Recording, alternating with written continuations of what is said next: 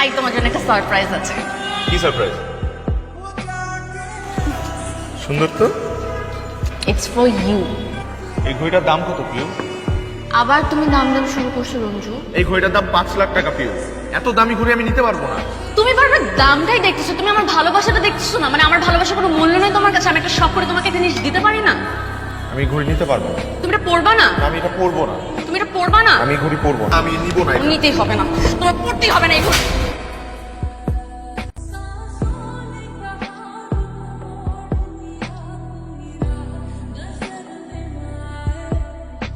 এই যে এখন পরছি, এই যে আমি ঘড়িটা পরছি, আমি কথা দিচ্ছি এই ঘড়ি আমি কখনো খুলবো না। রঞ্জন, শুনছিস কিছু? কি? গতকাল রাতে রনি সুইসাইড করতে নিয়েছিল, হাসপাতালে নিয়েছিল। আমি বাসায় নিয়ে এসে আমি দেখে আসলাম। তুই এই কথা আমার আগে বলবি না। রঞ্জু, পিউ আমার কথাটা শোনো, আমার কথাটা শোনো প্লিজ। পিউ আমার কথাটা শোনো। কেন শুনবো? কি শুনবো? প্লিজ আমার কথা শোনো। এই চাকরিটার জন্য আমার বন্ধুটা মরতে বলছিল। আমার বন্ধুটার বাবা পঙ্গু হয়ে 4 বছর ধরে বিছানায় শোয়া। ছোট ভাই বোনের পড়াশোনা বন্ধ হয়ে গেছে, তো বাসা ভাড়া দিতে পারছে না। আমার বন্ধুটা সুইসাইড করতে গিয়েছিল। ওর এই চাকরিটা খুব প্রয়োজন, খুব। এটা তুমি ইন্টারভিউ না দিতে যে তোমার বন্ধুকে পাঠিয়েছো। তোমার এই চাকরিটা হলে না আমি তোমাকে আমার বাবার সাথে দেখা করাতে পারতাম। এখন সবকিছু উল্টাপাল্টা হয়ে গেল। আমি নিজের যোগ্যতায় চাকরি খুঁজে বের করব। আসসালামু আলাইকুম। ওয়ালাইকুম আসসালাম। বসো বসো বসো। মা, কফির ব্যবস্থা করবে? শিওর, কেন বলবো না। কফির কথা বলেছি। তোমার হাই অ্যাম্বিশনটা কি একটু বলবে? আপনার মেয়েকে ভালো রাখা। আমার মেয়েকে ভালো রাখতে গেলে you have to earn something. তুমি তোমার চাকরিটা তোমার বন্ধুকে দিয়ে দিয়েছো। ওই চাকরির কারণে আমার বন্ধুর পরিবারটা বেঁচে গেছে, তার জীবনটা বেঁচে গেছে। নিজে বাঁচতে গেলে আগে নিজের প্রয়োজনটা দেখতে হয়। কিন্তু তাই বলে কি আমাদের আপনজনের বিপদের সময় আমরা তাদের পাশে গিয়ে দাঁড়াবো না? জীবনটা এভাবে চালানো কঠিন হয়ে যাবে। লাইফের অ্যাম্বিশনটা হওয়া উচিত আমরা সুস্থ সুন্দরভাবে বেঁচে থাকবো এবং আমাদের আশপাশে মানুষজনকে নিয়ে বেঁচে থাকবো। বুঝলামই না, ড্যাড আমাকে পাঠাতে তোমার সাথে এমন কি কথা বলবো? তোমার ড্যাডের মনে হয় আমাকে পছন্দ হয় না।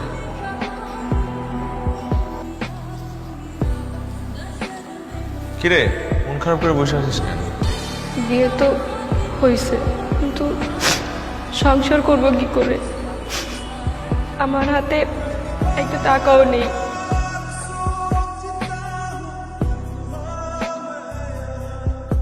এই ঘড়িটা রাখ। এই ঘড়িটার দাম প্রায় 5 লাখ টাকার মতো। আমি নিতে পারব না ভাইয়া। আর এটা রাখ, এটা তোদের বিয়ের গিফট হিসেবে দিলাম। এটা বিক্রি করবি তোরা, 12 টাকা আসবে। তুই তোমার এই বোনের একটু দোয়া করে দাও ভাইয়া।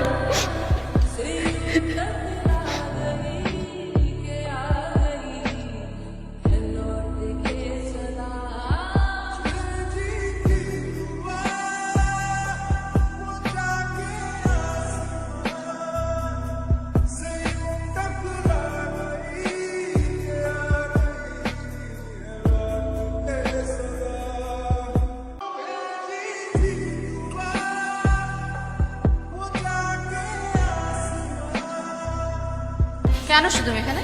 6-7 দিন যাবো তুমি আমার ফোন ধরতেছো। হ্যাঁ ধরতেছি না, কেন ধরবো? তোমার ফোন কেন ধরতে হবে? কে তুমি? কয়টা গার্লফ্রেন্ড তোমার? হ্যাঁ? কি বলতেছো এসব? ও কিছু বুঝতে পারতেছো না কি বলতেছি না? ঘড়ি কই? হ্যাঁ এই কই? হাতের মধ্যে ঘড়ি নেই তো? খুব না বলছিলা সারা জীবন আমার দেওয়া ঘড়ি পরে থাকবা, ঘড়ি কই? ঘড়ি কই? বলতে পারছ না? হ্যাঁ? এই, তুই আমার সাথে চেকিং করছিস কেন?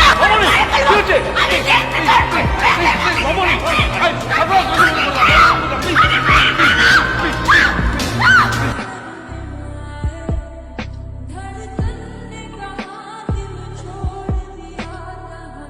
জবা, ভাইয়া আসো আসো, ভিতরে আসো, বসো। আচ্ছা তোরে যে আমি একটা ঘড়ি দিছিলাম, ওই ঘড়িটা কই? আরে ওই ঘড়িটা তো বিক্রি করছি। বিক্রি করে আমরা 3 লাখ টাকা পাইছি। এই বাসা নিছি আর নতুন একটা দোকান দিছি। কার কাছে বিক্রি করছিস? ওইটা তো আমি কইতে পারবো, এটা রতন কইতে পারবো। তুই আমার রতনের কাছে আমি নিয়ে যা, রতনের সাথে আমার কথা আছে।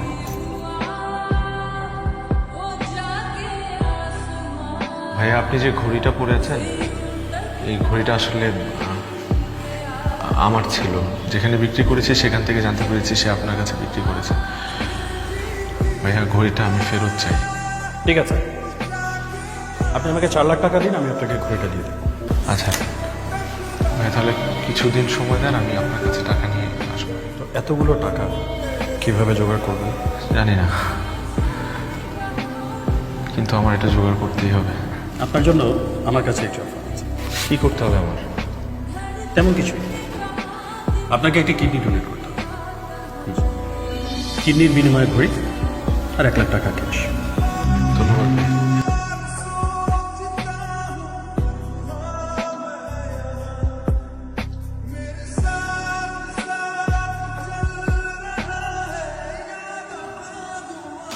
ভাইয়া, কি হয়েছে ভাইয়া তোমার? তুমি তো অনেক অসুস্থ। কিডনি অপারেশন হয়েছে। কি? কিডনি? কিডনিতে কি হয়েছে? আমার তো কিছু কয় না। আমি তো তোমার বোন, আমারই কো। বলো, সব বলবো। তার আগে তোরা কি আমার একটু মামা মামির বাসায় পাঠা।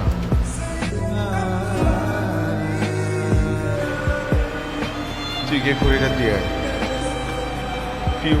পিউটা দেখলে আমার কষ্ট হয়।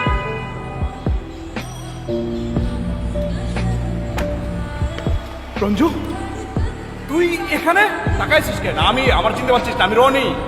চল চল চল, আরে আয় তুই। বিশ্বাস কর দোস্ত, ওকে আমি এত পরিমাণ খুঁজছি, মেসেজে কতবার গেছি। পিউ, পিউ দেখো কাকে নিয়ে আসছি। এই পিউ, ওই তাড়াতাড়ি আসো।